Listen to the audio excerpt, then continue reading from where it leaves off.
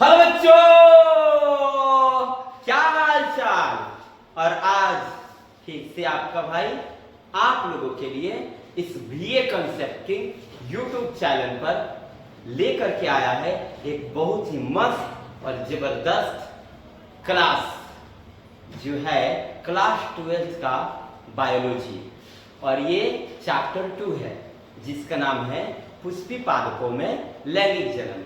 और इस चैप्टर का आज आपका भाई बताने वाला है मोस्ट इंपॉर्टेंट टॉपिक, जिसे आप देख करके आपके एग्जाम पेपर का क्वेश्चन सारे के सारे सॉल्व हो जाएंगे।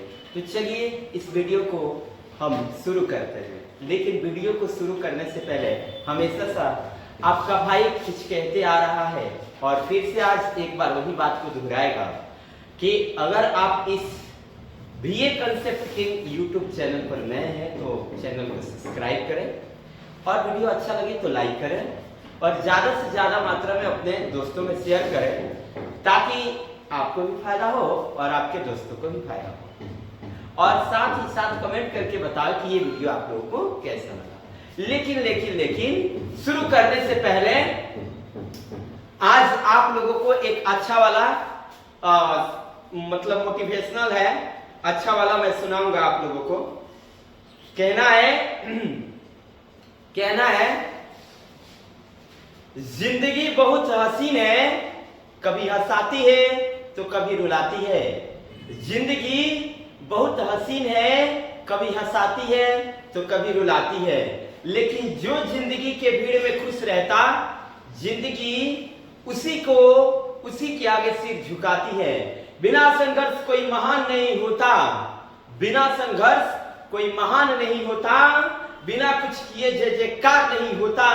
जब तक नहीं पड़ती हथौड़े की चोट पत्थर पर, तब तक पत्थर भी भगवान नहीं होता, पत्थर भी भगवान नहीं होता।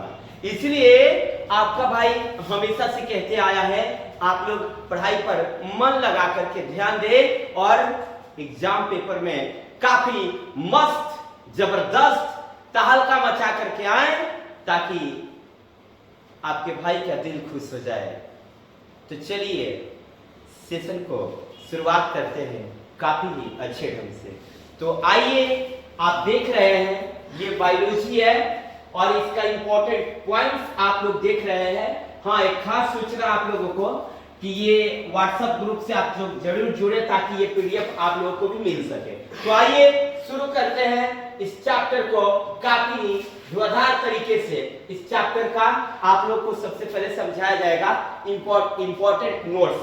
तो सभी बच्चे ध्यान देंगे और नहीं समझ में आए तो जरूर कमेंट बॉक्स में लिखना है कि सर हमें इस चीज में प्रॉब्लम है। आपका भाई आपके प्रॉब्लम को दूर करेगा। चलिए शुरू करते हैं। थोड़ा सा वर्ड को हम बढ़ा रहे थे।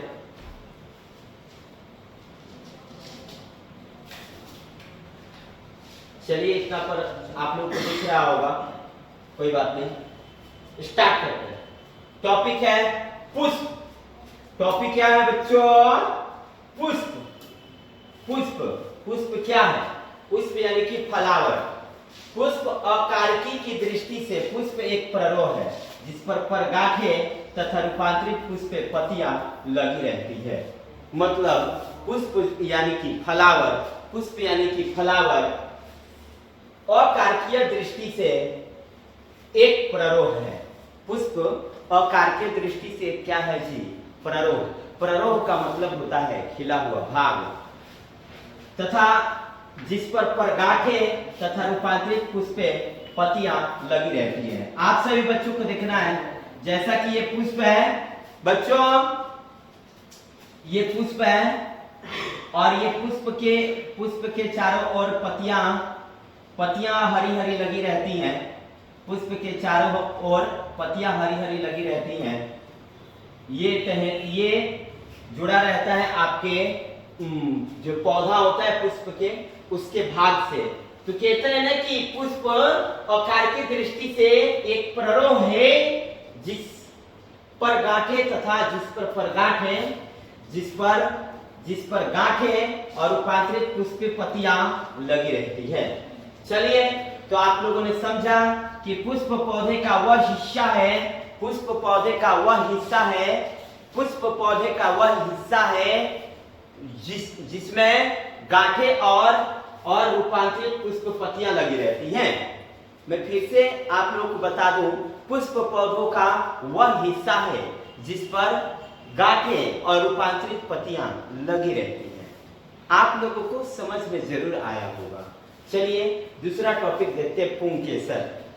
नर जयांग के नर प्रजनन अंग को पुंकेसर कहते हैं। पुष्पों में नर जनन अंग को पुंकेसर कहते हैं।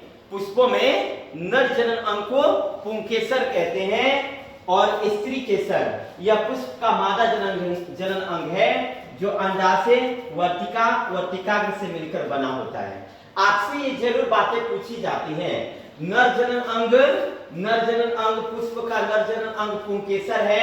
पुष्प का नर जनन अंग कौन है? पुंकेसर। और स्त्री केसर पुष्प का मादा जनन अंग है जो अंडाशय से वर्तिकाग्र से मिलकर के बना होता है। मेरे प्यारे भाई लोग, मेरे भाई लोग, मेरी बहन लोग, ध्यान से देखना है। ये जो स्त्री केसर होता है वो किससे मिलकर के बना होता है? तो स्त्री केसर जो है अंडाशय वर्तिका और वर्तिकाग्र से मिलकर के बना होता है। अंडाशय से वर्तिकाग्र से मिलकर के क्या बना होता है? तो आप बोलोगे स्त्री केसर अंडाशय से वर्तिकाग्र से मिलकर के बना हुआ होता है। ध्यान देना बच्चों, एक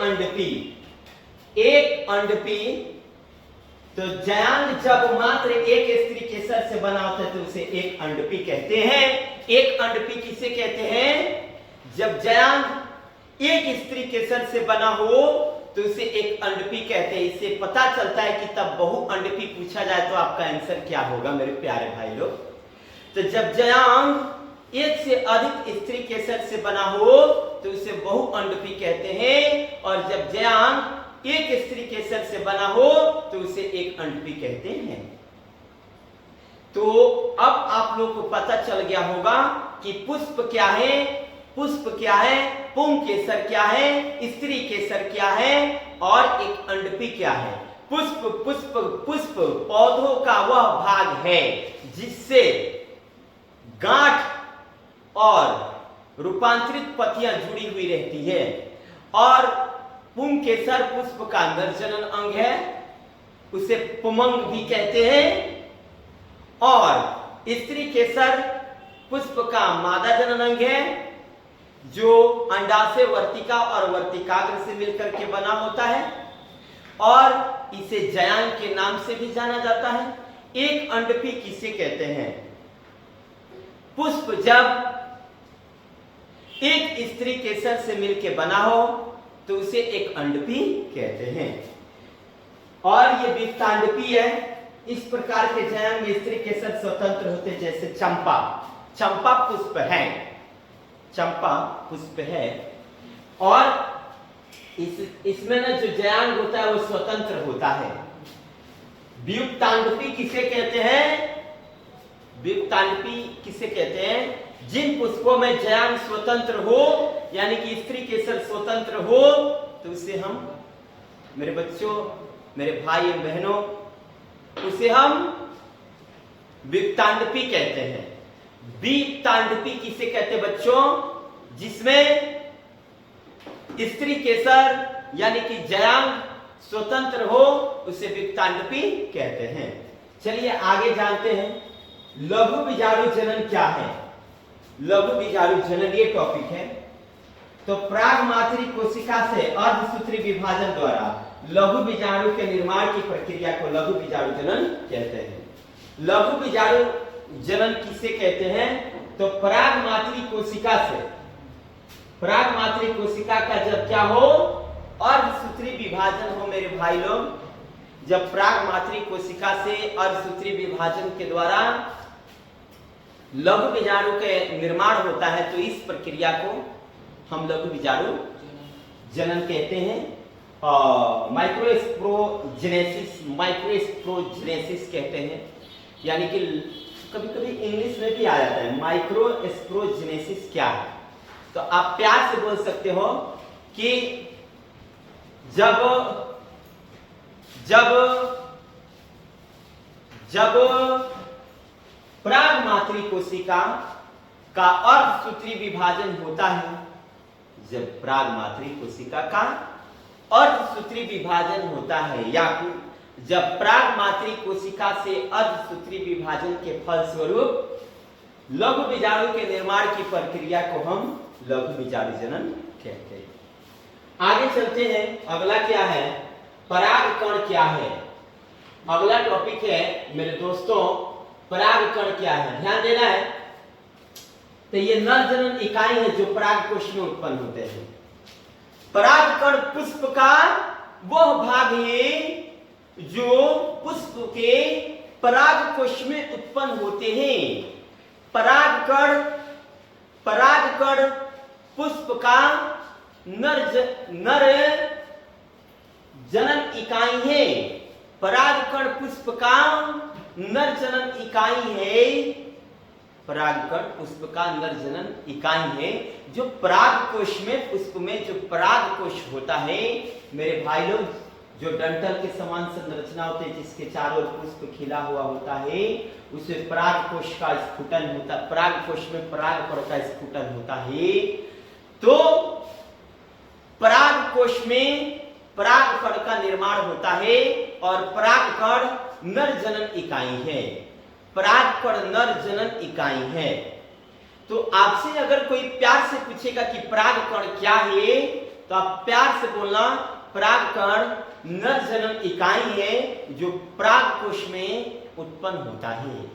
आगे परागण क्या है, पोलिनेशन यानी कि परागण क्या है।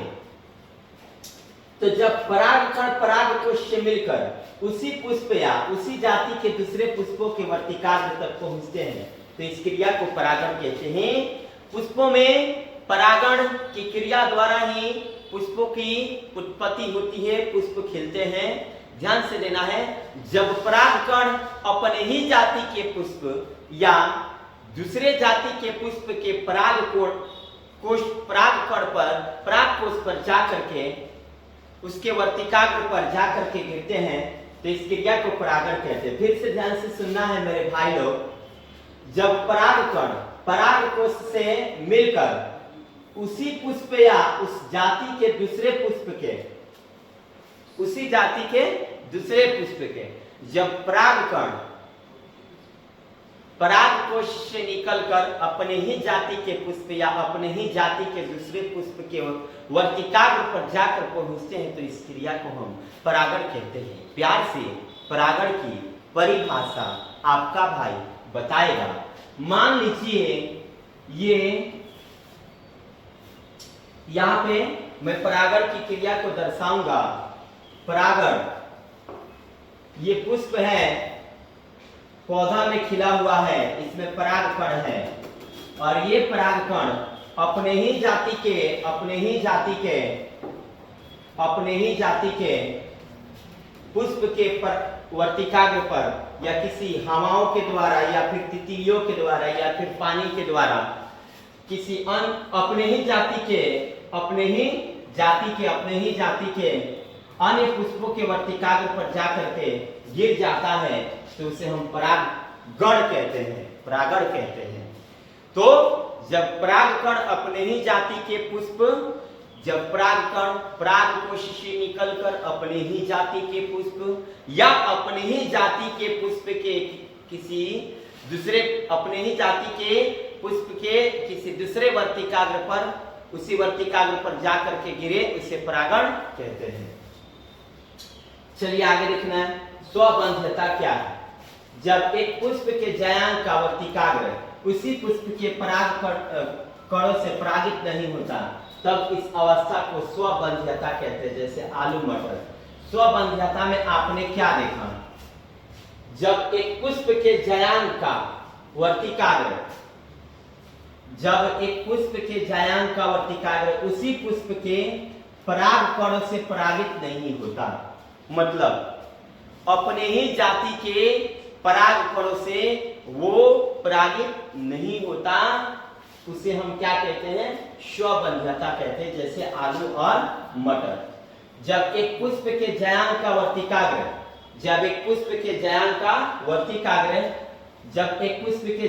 वर्तिकाग्र उसी पुष्प के पराग कणों से परागित नहीं होता।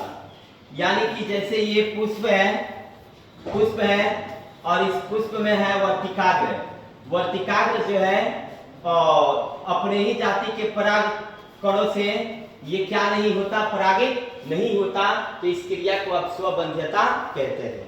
कहने का मतलब है जब कोई पुष्प का वर्तिकाग्र अपने ही जाति के पराग कणों से परागित नहीं होता, उसे स्वबंध्यता कहते हैं। स्वबंध्यता मतलब अपने आप को बाधित करना। जैसे आलू और मटर में स्वबंध्यता होता है। असंजनन, बिना निषेचन के बीज निर्माण की प्रक्रिया को असंजनन कहते हैं। बिना निषेचन के ही बीज का निर्माण हो जाए उसे हम असंजनन कहते हैं। असंजनन क्या है? जब किसी कुल या जाति के पौधों में बिना निषेचन के ही बीज का निर्माण हो जाता है, उसे हम असंजनन कहते हैं। जैसे एस्टेरिएसी और घास कुल में असंजनन होता है। इस बात को मेरे बच्चों ध्यान देना है। एस्टेरिएसी और घास कुल में असंजनन होता है। बहुभ्रूणता क्या है? किसी बीज में बहुत सारे भ्रूण की अवस्था को बहुभ्रूणता कहते हैं। किसी बीज में बहुत सारे भ्रूण की अवस्था को बहुभ्रूणता कहते हैं। किसी बीज में बहुत सारे भ्रूण की अवस्था को बहुभ्रूणता कहते हैं। तो आशा है कि आप लोगों को ये सारे के सारे टॉपिक आप लोग को जरूर ही समझ में आए होंगे। ये टोटल टॉपिक तो मैं शुरू करता हूं।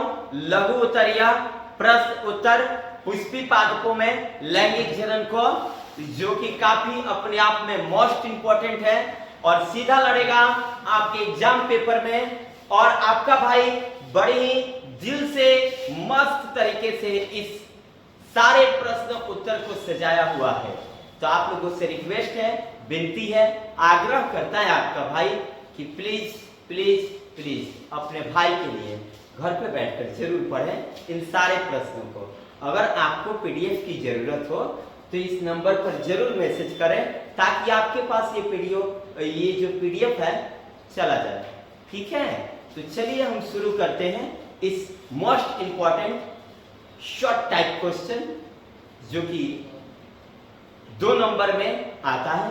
तो चलिए, और आप लोग वीडियो को शेयर जरूर कीजिएगा लोग अपने दोस्तों में, ताकि उन लोगों को भी फायदा हो। चलिए, कदम में किसके द्वारा परागण होता है? क्वेश्चन नंबर 1, कदम में किसके द्वारा परागण होता है बताइए। तो कदम में मधुमक्खी के द्वारा, तितली के द्वारा, पक्षी द्वारा। मधुमक्खी, तितली, पक्षी, मधुमक्खी, तितली, पक्षी, मधुमक्खी, तितली, पक्षी, इन तीनों के द्वारा कदम में परागण होता है। मेरे बच्चों, मधुमक्खी के द्वारा, तितली के द्वारा और पक्षियों के द्वारा कदम में परागण होता है। आपसे एग्जाम पेपर में क्वेश्चन पूछे जा चुके हैं ये मेरे दोस्तों, कि कदम में किसके द्वारा परागण होता है? तो मधुमक्खी, तितली, पक्षी। और ऐसा भी क्वेश्चन आता है, कदम में ना चमगादड़ द्वारा भी परागण होता है ना? तो मैं तो यहाँ पे पक्षी लिखा ही हूं, चमगादड़ है। आप लोग सोचेंगे कि कदम में किसके द्वारा परागण होता है? तो चमगादड़ द्वारा। कदम में किसके द्वारा परागण होता है? तो चमगादड़ द्वारा। ठीक है, आप लोग इस बात को जरूर ध्यान देना है। चलिए आगे चलते हैं। विपुंसन से आप क्या समझते हैं? इसे क्यों करते हैं? विपुंसन से आप क्या समझते हैं? इसे आप क्यों करते हैं? तो विपुंसन एक ऐसा तकनीक है जिसके द्वारा पुष्प कलिका के प्रफुल्लन से पहले पुंकेसर को हटा लिया जाता है। द्विलिंगी पुष्प से ऐसे पुष्प कलिका के पुष्पीय अंग के ढकने से पहले परागकोश को प्रस्फुटीकरण से पहले होता है। देखिए, तो विपुंसन क्या है? विपुंसन एक ऐसी क्रिया है जिसमें किसी पुष्प के परागकोश को उसके प्रस्फुटन से पहले यानी कि खिलने से पहले उसको परागकोश को काट करके निकाल दिया जाता है और दूसरे पुष्प के पराग कण को उस पुष्प पर क्या किया जाता है? डाला जाता है। इस प्रक्रिया को विपुंसन कहते हैं। फिर से, विपुंसन क्या है? जब किसी पुष्प के खिलने से पहले उस पुष्प के परागकोश को काटकर हटा देने की प्रक्रिया को विपुंसन कहते हैं।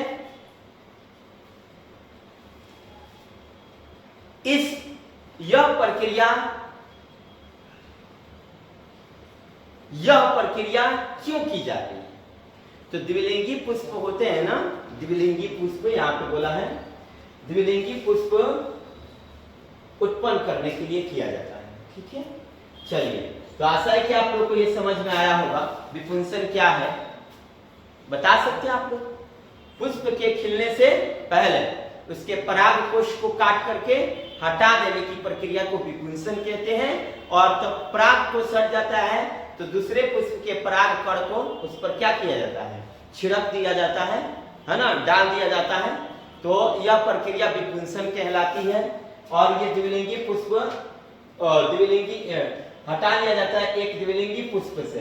ऐसा पुष्प कलिका के पुष्पीय अंग के ढकने से पहले तथा परागकोश के प्रस्फुटीकरण से पहले होता है। ठीक है, चलिए, तो ये क्यों होता है आप लोग बता सकते हैं ना? द्विलिंगी पुष्प से यह क्रिया की जाती है। द्विलिंगी पुष्प से, सॉरी मैं एक द्विलिंगी एक कर दिया था, ध्यान देना। भ्रूण कोश की घटक कोशिका का नाम लिखिए। भ्रूण कोश की घटक कोशिकाओं का नाम क्या क्या है? तो सहायक कोशिका तथा एक अंड कोशिका, दो भ्रूणीय कोशिका की घटक कोशिका है।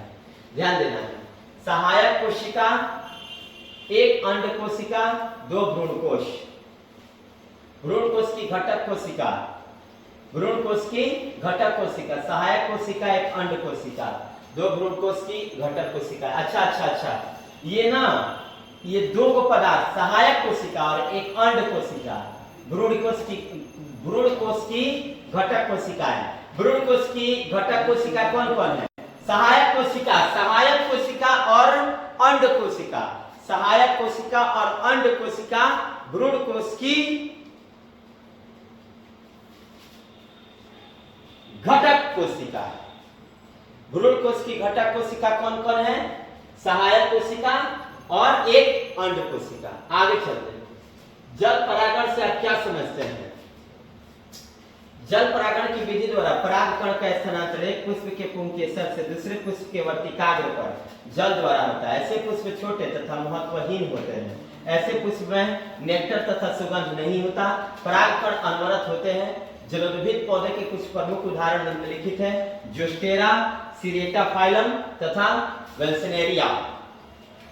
जोस्टेरा, सिरेटोफाइलम और वेल्सनेरिया, ये कुछ ऐसे पौधे जिसमें ये जलोद्भिद पादप के उदाहरण है, जिसमें जल परागण होता है।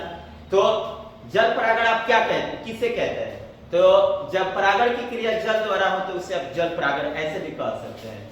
और ये भी डेफिनेशन आप दे सकते हैं। जल परागण की विधि द्वारा मतलब जल परागण में परागकण जो होता है, परागकण जो होता है उसके स्थानांतरण पुष्प के पुंकेसर से दूसरे पुष्प के, एक पुष्प के पुंकेसर से दूसरे पुष्प के वर्तिकाग्र पर किसके द्वारा होता है? जल द्वारा। तो उसे आप क्या कहते हो? क्या कहते हो बताओ? जल परागण। चलो एक बार और देख लेते हैं।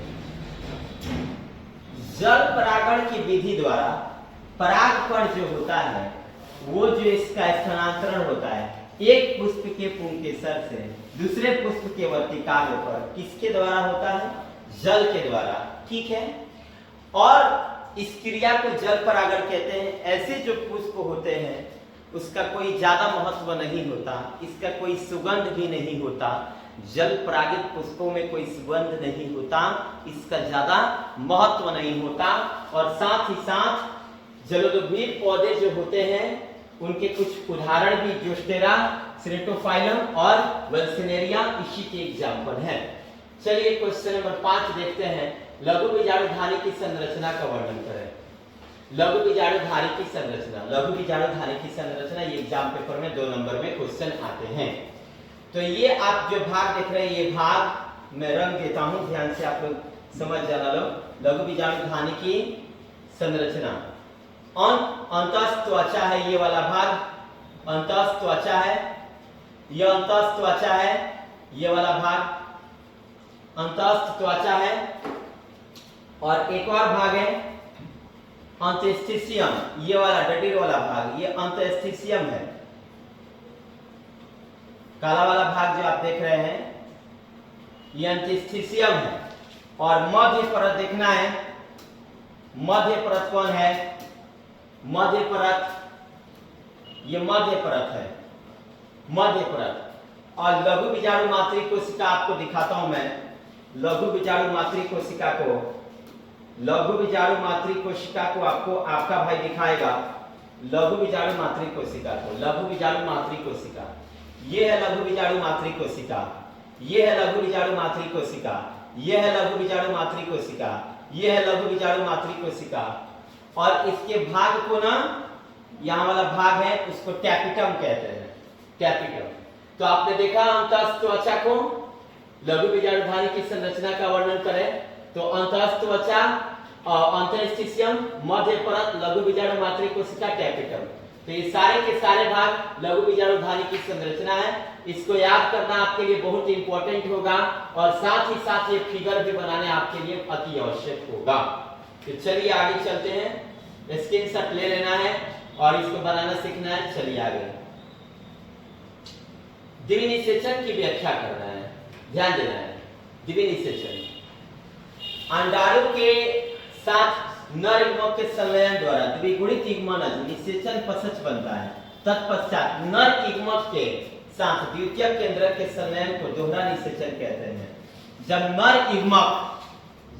युग्मक के साथ द्वितीयक केंद्रक संलयित होता है, जब नर युग्मक के साथ द्वितीयक केंद्रक, नर युग्मक शुक्राणु के साथ जब द्वितीयक केंद्रक, मेरे प्यारे भाई लोग, जब नर युग्मक यानी कि शुक्राणु जो होता है उसके साथ जब द्वितीयक केंद्रक क्या करता है? संलयित करता है मेरे भाई लोग।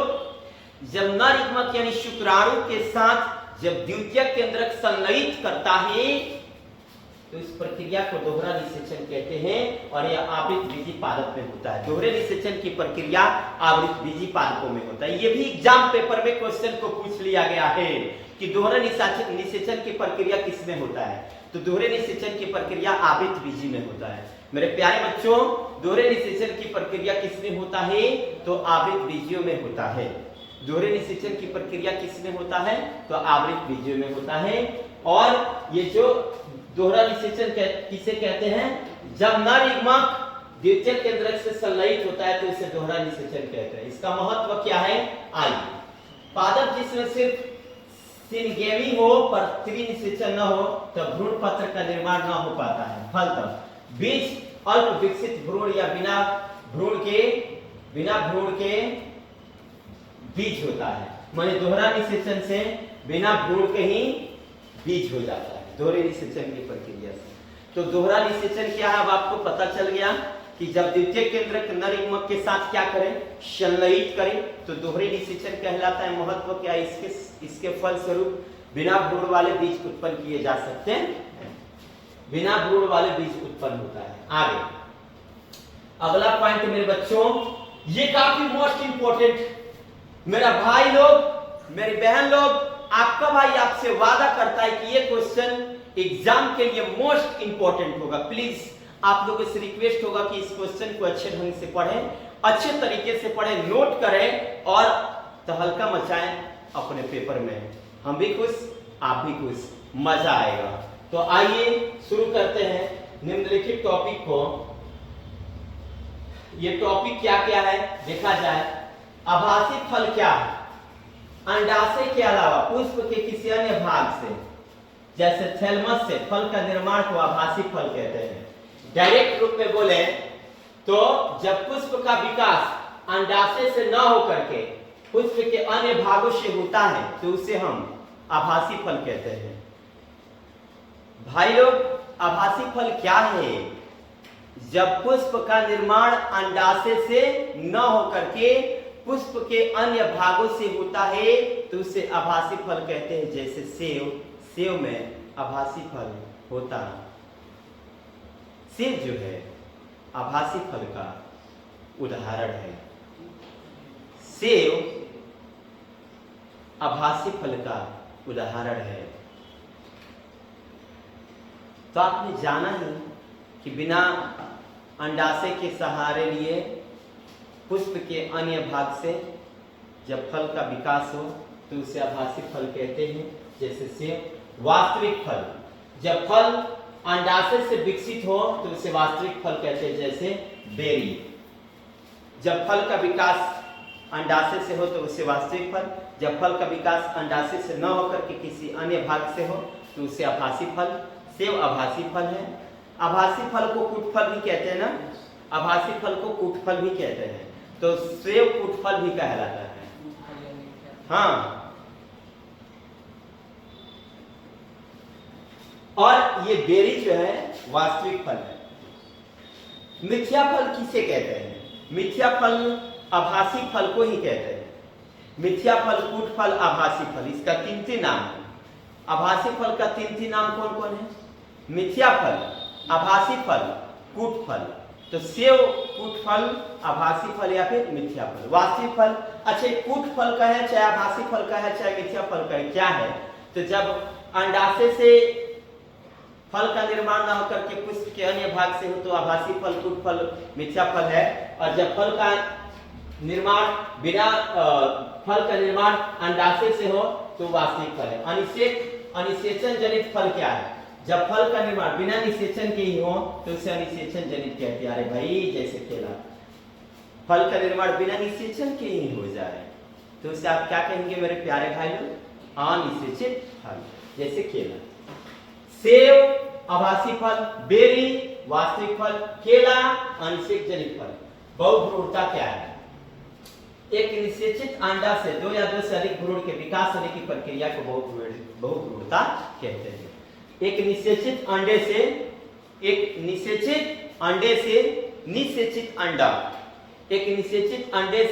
2 या 2 से अधिक भ्रूण की उत्पत्ति होने की प्रक्रिया को बहुभ्रूणता कहते हैं। बहुभ्रूणता नारंगी और नींबू में होता है। आप लोग देखे होंगे नारंगी या नींबू जो होता है उसमें बहुभ्रूणता होती है। आपका भाई आपके बीच 4 टॉपिक को बताया, आभासी फल, वास्तविक फल, अनिषेचन जनित फल और बहुभ्रूणता। तो ये 4 टॉपिक अपने आप में बेमिसाल है, एग्जाम की दृष्टि से उत्तम है। इसको जरूर अपने कंसेप्ट से याद करें। मैंने बता ही दिया कि बहुभ्रूणता क्या है, वास्तविक फल क्या है, आभासी फल क्या है, ये सारी बातें आप जरूर याद कर लें। चलिए, बीजांड को परिभाषित करें। बीजांड को पादप संरचना जो निषेचन के बाद बीज में विकसित हो, बीजाणु कहलाता है। बीजाणु पादप संरचना जो निषेचन के बाद बीज में विकसित हो। जब निषेचन के फल स्वरूप बीज का निर्माण होता है तो बीजाणु कहलाता है। एक परिपक्व बीजाणु कोशी ऊतक से निर्मित होता है जो 1 या 2 फ्यूचर बीज चूल से ढका रहता है। इसे एंटीगेमेंट्स कहते हैं। अंकुरण के बाद एक परिपक्व बीज वृद्धि कर पूर्ण विकसित पौधों में विकसित होता है। बीजाणु पुष्प के जयांग भाग में अवस्थित होता है। तो बीजांड क्या है? बीजांड बीज जब पादप में निषेचन की प्रक्रिया संपन्न होती है, पादप में जब निषेचन की प्रक्रिया संपन्न होती है तो बीज में बीजांड का निर्माण होता है ना?